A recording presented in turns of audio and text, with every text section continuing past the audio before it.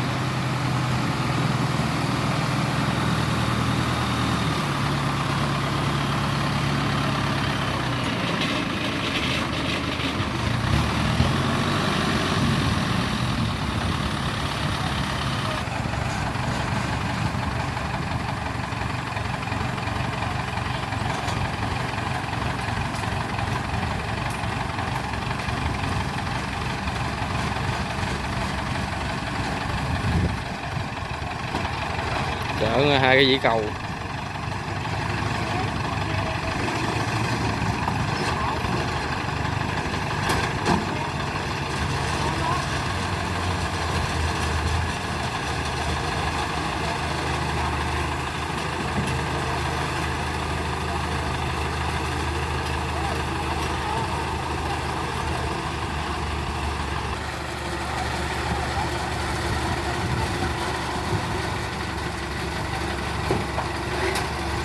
Bỏ dĩ cầu xuống.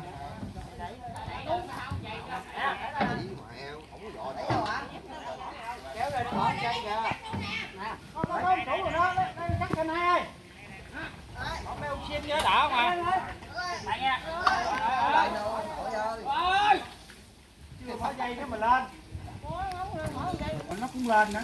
Bỏ ra thằng là nói à. Sáng qua thằng dở không nổi. Tôi lại tôi dịnh không mà tôi dịnh mà tôi gặn nha chứ không gặn.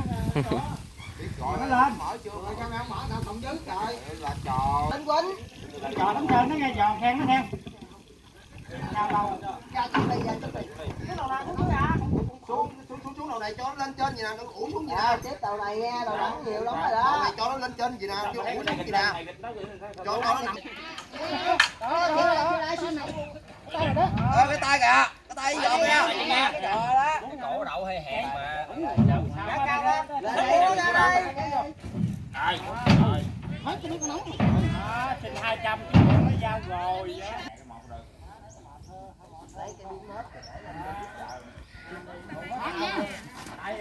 Đứng đó giật nữa.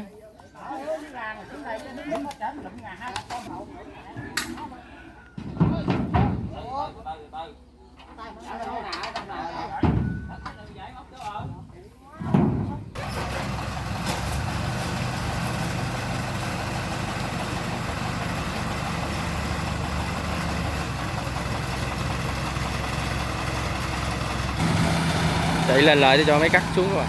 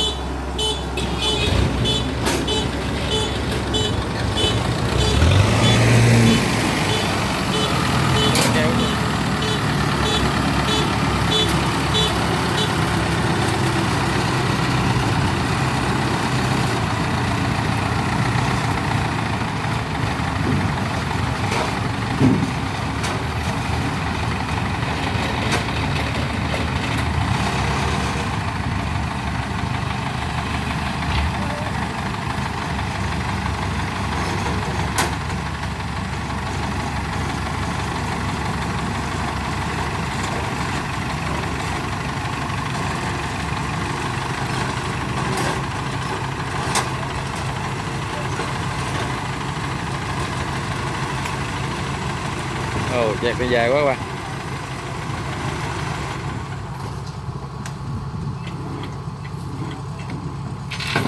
Rồi xong một chiếc.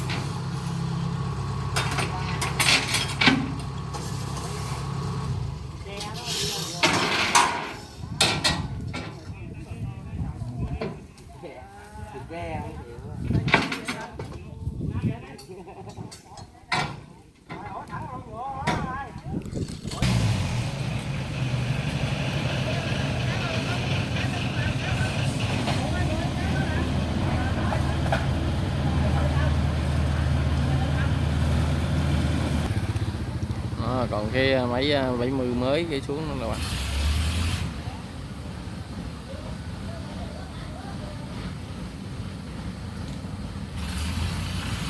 Cạn hay gì?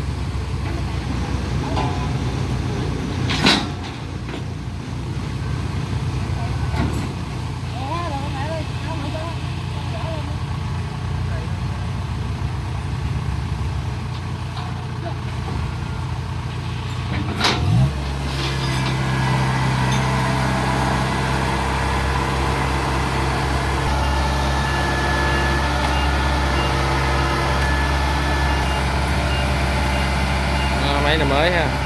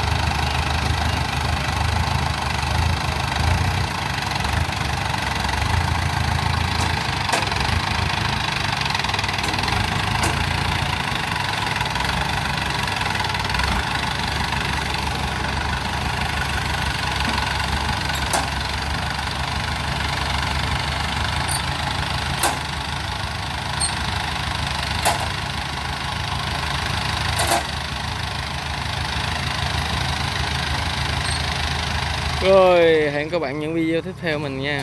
Rồi mình xin kết thúc video nha các bạn.